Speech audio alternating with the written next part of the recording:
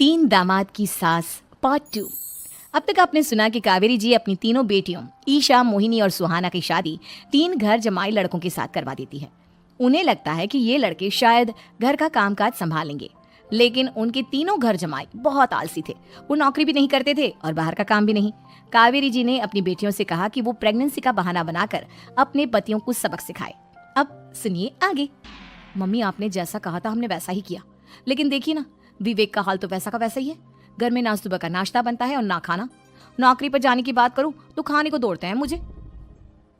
हाँ मम्मी, मैंने भी सुमित को कितनी बार कहा कि अगर नौकरी नहीं करनी तो कोई छोटी सी दुकान ही खोल लो। घर का खर्चा कैसे चलेगा?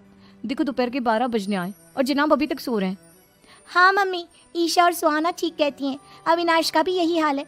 जब मैंने अपनी प्रेगनेंसी के बारे में कहा तो मुझसे कहने लगा, अरे दूसरी लड़कियां तो 9-9 महीने तक नौकरी करती है, बस डिलीवरी के टाइम छुट्टी लेती है। मोहिनी, तुम भी नौकरी करो। अब मुझे कहाँ नौकरी मिलेगी? मम्मी बताओ, अब मैं क्या करूँ? हे भगवान, क्या सोचकर घर जमाई दामाद लाई थी मैं कि मेरी बेटियां मेरे पास रहेंगी और खुश रहेंगी, लेकिन इन आलसी दामादों ने तो हमारी जिंदगी को भी प्रॉब्लम में डाल दिया है। मैं तो कहती हूँ मम्मी, हम लोग वापस अपनी जॉब पर जाना शुरू कर देते हैं। बता देते हैं इन लोगों को कि हमने प्रेगनेंसी का बहाना किया है।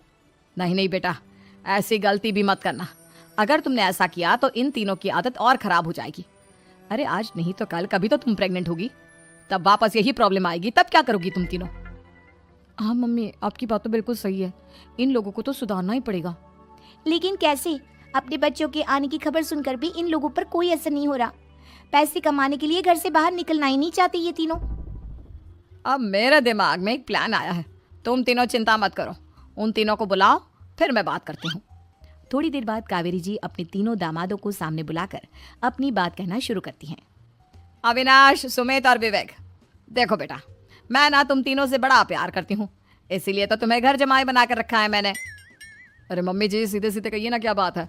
प्यार तो हम भी आपको बहुत करते हैं। अरे मम्मी जी, आपकी इज्जत भी बहुत करते हैं। अरे भाई, आपके जैसी सास और कमाने वाली बीवी सबको मिलती है क्या? हाँ मम्मी, विवेक और सुमित ठीक कह रहे हैं। आपकी बेटी से शादी करके मेरी तो जिंदगी ही अच्छी हो गई है। जानती हूँ मैं, और ये भी जानती हूँ कि तुम तीनों अपने अपनी बीवियों से बहुत प्यार करते हो। बेटा, बात ऐसी है कि हमारे कुल गुरु ने कहा है कि प्रेग्नेंट होने के बाद मेरी तीनों बेटियां शुरू के 4 महीने हमारे गांव में जाकर रहेगी, जहां मेरे चाचा जी रहते हैं।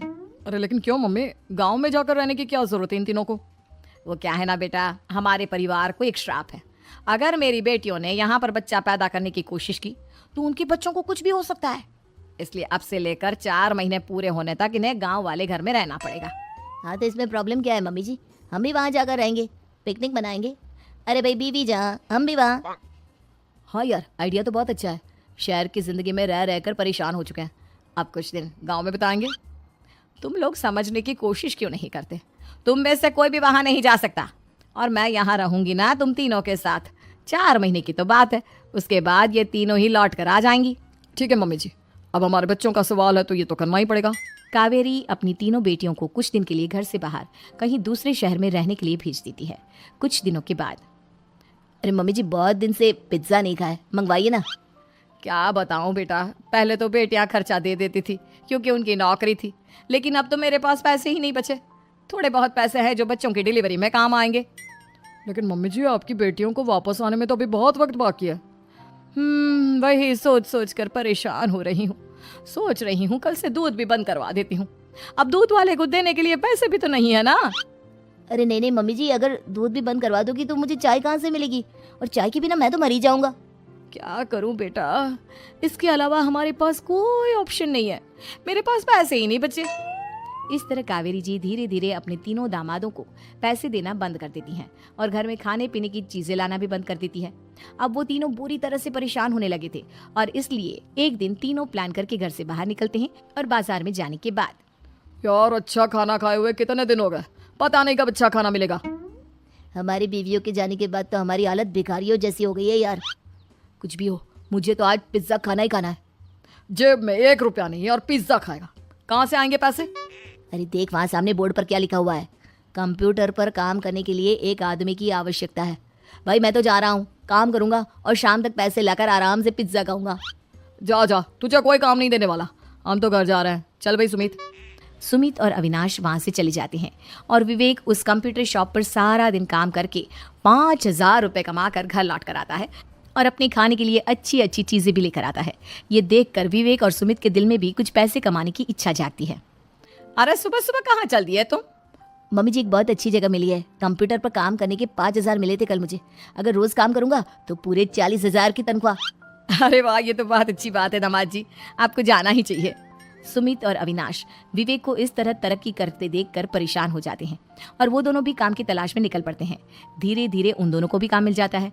अब कावेरी के तीनों दामाद छोटी मोटी नौकरी करके अच्छा पैसा कमाने लगे थे। एक दिन कावेरी उन्हें अपने पास बुलाती है। अरे वाह, विवेक 40,000 कमा लेता है, अविनाश 60,000 और सुमित तुम भी 40,000 के आसपास कमा ही लेते हो। कुल मिलाकर तुम अच्छे खासे पैसे कमा रहे हो बेटा। हाँ मम्मी जी, बहुत मजा आता है जब महीने के एंड में मोटी रकम हाथ में आती है। पूछिए मत मम्मी जी, घर में रहकर रोटी बना बना कर और तो जैसा महसूस होने लगा था मुझे तो। हाँ बेटा, तुम तीनों की बात तो बिल्कुल ठीक है।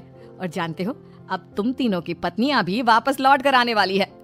लेकिन मम्मी जी अभी तो उन्हें गए सिर्फ 2 महीने हुए हैं। आपने तो कहा था वो 4 महीने के बाद लौट कर आएंगी।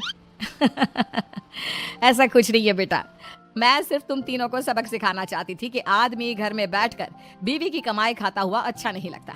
इस दुनिया में हर इंसान को मेहनत करनी चाहिए, काम करना चाहिए, चाहे वो औरत हो या आदमी, ताकि अपने परिवार को संभाल सके। कावेरी की बात सुनकर उन तीनों को अपनी गलती का एहसास होता है और कावेरी उन्हें सच बता देती है कि ईशा, सुहाना और मोहिनी शहर में ही कहीं दूसरी जगह रह रहे थे। शाम के वक्त उन तीनों की पत्नियां लौट कर आ जाती है और कावेरी जी का परिवार एक खुशहाल परिवार की तरह रहने लगता है।